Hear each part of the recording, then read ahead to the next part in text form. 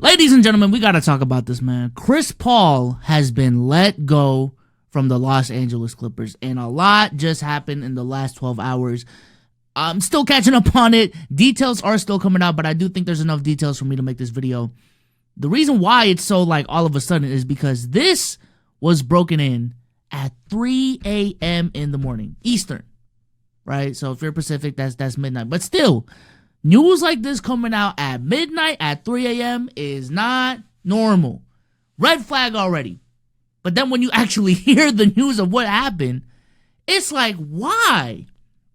Why? Because for those who know, which if you're watching this video, you know, Chris Paul has been pretty blatant with the fact that this is his last season in the NBA. He's going to retire after this season. He wants to retire a Los Angeles Clipper. You know, this is where he feels like he's at home, you know, being the guy, the star, the legend that built Clippers into relevancy. I mean, I'm gonna just keep it a bean. He is the reason for their most relevant, the first relevant era of their franchise.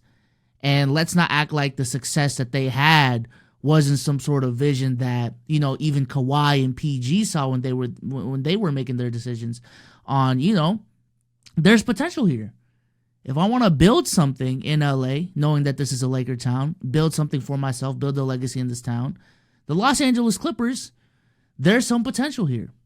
You know what I'm saying? I don't even want to get into the whole Kawhi era, but nevertheless, I would still put it down. The Lob City Clippers are the most successful era in Clipper history, and that was mainly because of them adding Chris Paul. You know, they already had Blake Griffin prior to Chris Paul coming. He was already an all-star, but Chris Paul was the dude that took him to that next level, took him to being a perennial contender. Now, did they ever won a championship, made it to the finals? No. But regardless, we're talking about a team that was a laughingstock in the NBA. A laughingstock in the NBA. You know, for all intents and purposes, Chris Paul is their D-Wade. Chris Paul is, you know, their LeBron to the Cavs. So regardless, news comes out. Chris Paul posts a story talking about, hey, not coming with the team. They're sending me home. And we do get a little bit more details. This is from the Clippers, a statement from the Clippers. They say, we are parting ways with Chris and he will no longer be with the team. We will work with him on the next step of his career. Chris is a legendary Clipper who has had a historic career, right? I want to make one thing clear. No one is blaming Chris for our underperformance. I accept responsibility for the record we have right now. There are a lot of reasons why we struggled. We're grateful for the impact Chris has made on the franchise. And on the surface level, this just does not make sense. Just off of, the fact of who Chris Paul and what he means for this franchise. But even if we talk about this season in isolation, this move makes no sense. They don't have their pick, right? They don't have their pick. Chris Paul doesn't have a crazy contract. He's signed a 1-year, $3 million deal. And they're good. They're not good. Excuse me. They are not good. You know what I'm saying? So at the very least, the Clippers season really only had two redeeming factors at this point. It was the notion of James Harden carrying this team so that their pick isn't, gonna go to the Oklahoma City Thunder, and the OKC Thunder don't have a good pick. And it's Chris Paul's last year. And for them to do this, knowing the situation that they're in right now, I've never seen a trade age so badly outside of when the Nets traded those Nets picks for Paul Pierce and KG. Knowing what their situation is, what's happened with the whole Kawhi thing over the summer, and just in general, the feeling of the franchises of the fan base in regards to this organization in the Kawhi Leonard, Paul George era, why you would do this now is crazy. It's crazy. So it did leave more questions. Why is this happening? What's the reasoning behind it? And we did get a little bit more reasoning. So this is Lou Will on their podcast with Michelle Beadle, Chandler Parsons, and DeMarcus Cousins, giving a little bit more insight on exactly what happened. You're our guy when it comes to all things Clippers. What the hell just happened, sir? Yeah, just talking to a few different people over there and just trying to understand what transpired in the early morning. hours of this team being in Atlanta, but from what I've gathered, that brought an end to this abruptly was there was a few scenarios, and which CP was holding people accountable from from players to staff, from coaching staff up to the front office. And, from what I understand, there was a situation where he even addressed the team and apologized and said, look, my criticisms are coming from a good place. I want us to be a good team. I want us to get this thing right. And he was just holding guys accountable. Now, how some of that talk was taken or interpreted, that's up for the players and the coaching staff that was involved and how they felt about it. And then down the line, there was another scenario where he was critical of front office as well, and I think that was the one that broke the camel's back. That was the straw that broke the camel's back when he had some criticisms for the front office as well. I think that's what brought this to a head. That's what I was understood, but for a player who's going to go down as a Hall of Famer, for somebody who's going to, possibly have the opportunity to be the first jersey retire in the Raptors over there at the Intuit Dome, and be the first to represent Lob City and be the first person to represent the Clippers in that manner. This is just a sour way to go out. It looks bad on the Clippers' part to do this in the late night hours. It looks bad for Chris Paul. It looks bad for all parties involved.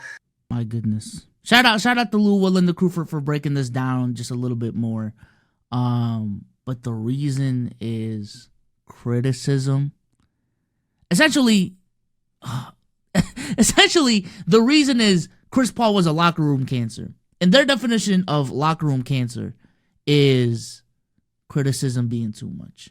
Let me read a couple more excerpts here. This is from Chris Haynes. Chris Haynes says, sources: weeks ago, Chris Paul requested to have a meeting with Tyronn Lue to discuss allegations, of being a negative presence on team. Tyronn Lue refused to meet with him. Lawrence Frank traveled to Atlanta to deliver the news of parting ways. Paul desired final season to be with Clippers. A little bit more from Chris Haynes over here. Clippers were stuck at Miami airport yesterday for nearly 6 hours due to mechanical issues, which significantly delayed team's arrival to Atlanta. A long travel day following another bad loss ended with teammates finding out in the middle of the night of Chris Paul's departure. So, what I've gathered is that the Los Angeles Clippers, specifically Ty Lue apparently, can't handle criticism from one of the greatest players of all time, one of the smartest basketball minds we've ever seen. Your franchise's greatest player of all time, who's spending his last year, he don't even need to care about y'all. For real. He could just be a player on the sidelines. You know what I'm saying? This is my retirement tool. I'm just chilling on the bench. But Chris Paul is spending time, putting in effort to be of value to this team in his last season in the NBA. Knowing that they don't have their pick, knowing the stakes at hand, knowing the team's position, bro, we gotta win fucking games. We gotta win games. That guy is spending time to criticize, talking basketball, trying to hold players accountable, and you're telling me that's the reason y'all fired? Essentially, this is what this is. Y'all fired Chris Paul? This is insane. This is Ty Lue too. Listen, man, I'm not gonna say Ty Lue's a bad coach, but my God, y'all give a lot of smoke to Doc Rivers over these years. Y'all give a lot of smoke to Doc Rivers for hanging on to that 2008 championship too long, and that's the only reason he has a job, this, that, and the third. We gotta start having those conversations about Ty Lue. Boy, Ty Lue has been holding on to that 2016 ring now for 10 years. It's about to be 10 years now. And ever since then, a conference final, at least he made a conference finals, right? My goodness. I mean, what do you expect from the Clippers? This is the most Clipper thing to happen. This is the same, franchise that had the whole Donald Sterling situation happen early in the 2010s. And while, this era definitely is more, at the very least, all basketball related, this type of dysfunction only happens with the Los Angeles Clippers. And, it's stuff like this that don't show up on the box score, that don't show up on our TV screens. That's a part of building a great franchise. That's a part of building a competent franchise. Because again, real life is never 2K. Real life is not just about getting talent on the same team, right? It's about building culture. It's about locker room management. It's about, having great people in your organization, having a great environment that your players want to be in the first place, to, ride and die for you on the court. You know what I'm saying? To give their all on the court.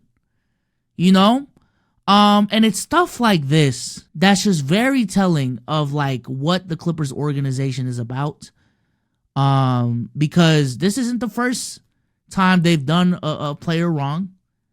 Let's remember how they did Blake Griffin now. The second greatest player in their franchise history after he signed an extension and then traded him away. And for me, it would be one thing if news came out where like Chris Paul is being disrespectful to players, to the staff, to Ty Lue. But from everything I'm hearing, this is pure basketball talk. You know what I'm saying? Chris Paul has even made it clear that, he's coming from a good place. He just wants better for the team, this, that, and the third. And for reports to come out that Ty Lue doesn't even want to have a call with him as a grown-ass man, don't want to have a discussion about business. Because that's what this is. Again, nothing personal has been said, from my understanding. You have two people in the locker room. One is the coach. One is technically a player. So, technically the head coach should have a little bit more leverage. But regardless, we're talking business. This is our business. You know what I'm saying? And you have an employee who has certain ideas about how the business should go, has, fair criticism of how the business is, because the business is not doing well, and you won't even show up to the meeting? You won't even take the call? As far as Chris Paul's future, from my understanding, he technically hasn't been waived. Like, I think they have to wait till, like, December 15th to trade him, or something along those lines. But regardless, I really do want Chris Paul. Unfortunately, it would have been nice for the story for him to retire a Clipper. But if this is how the Clippers are going to treat or have treated him, man, go somewhere else. I do want to see Chris Paul, given all of his intentions this year, to have one final year to tour the NBA. Not even from the fans, just for him. To have that closure in his career. He deserves better than to have his career be closed like this. But yeah, if the Clippers can't value Chris Paul, then they can't value Chris Paul. He's going to be useful somewhere else, even if he doesn't play a lick of basketball. Because that's just who Chris Paul is. But regardless, let me know what y'all think about this in the comment section down below. And I'm out of here, man. Peace.